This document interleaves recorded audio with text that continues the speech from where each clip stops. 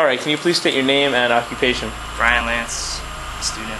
Catherine Knock, a Spanish professor at Syracuse University. Brian Froese, and I'm a student. Samantha Lavian, student at Syracuse University. All right, where were you when you first heard about the attacks on 9/11? I was coming back from a dinner in Tokyo in the Navy, when I was in the Navy. I was here at the university getting ready to go to class. 7th grade, one day after, at the end of the class day, probably around 3 in the afternoon, so like 6 hours after it happened. I was in middle school. I was in 7th grade and I was in my literacy classroom. They came on over the loudspeaker and told us what had happened, and then everybody freaked out. All right, what do you remember seeing and hearing specifically on television in that day and the days to follow? Well, I came back and I got recalled to work, so like I went in and they had the big screen TV and the buildings were burning by the time I got there. And shortly after that they fell.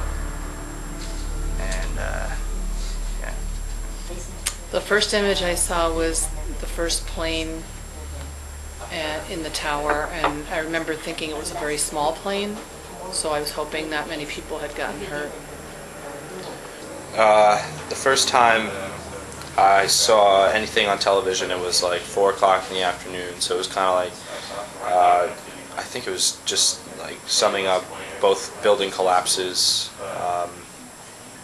and you know, they showed footage of both planes, I guess, hitting the towers. Well, I went home once it happened. I got dismissed, and I watched all the news coverage. And basically, I just remember seeing the planes hitting the towers over and over again. All right, if you could briefly sum up what you think happened on that day. 2 planes hit the towers and changed my life and the world. I think that it was kind of the result of Islamic fanaticism of a certain segment of that population that flew 2 planes into the Twin Towers. I know that a group of terrorists, I guess, hijacked several planes that morning and took control of the planes with like box cutters or whatever and flew them into the buildings.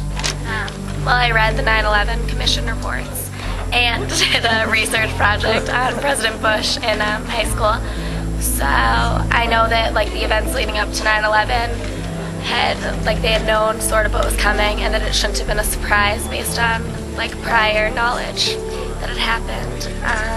I know that the first plane hit early in the morning, I think 7 or 8 o'clock, and the second one a little bit after. That President Bush was reading to students in an elementary school at the time, and I think that he didn't leave right after the first plane was hit. All right, thank you. And then, why do you think these attacks happened? I imagine it has something to do with our aggressive foreign policy in the Middle East and things like that. Because they don't like American policies. They don't like America interfering with, I guess, their country's business. Okay. Or affairs, something along those lines. I think that in large part they occurred because of ignorance on our part as Americans, that we didn't like give in to the signs. I think that a lot of people don't like Americans and don't like our culture because we have so much and are one of the wealthiest countries.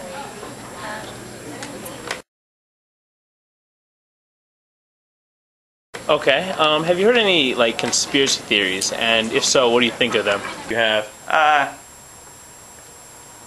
I don't know. I mean, I guess some are plausible than others, but I mean, like, in general, I just accept it for what it was, I think, so. I did hear a couple of things, but it seemed to me that the investigation was so thorough and so painstaking afterwards that I didn't put any credence into them. Yeah, I've heard of them. Watched some of that movie, Loose Change. Like, I heard the rumor that the government may have set up this entire deal, and I don't believe it at all. Not really. Okay. All right. Thank you very much. You're welcome.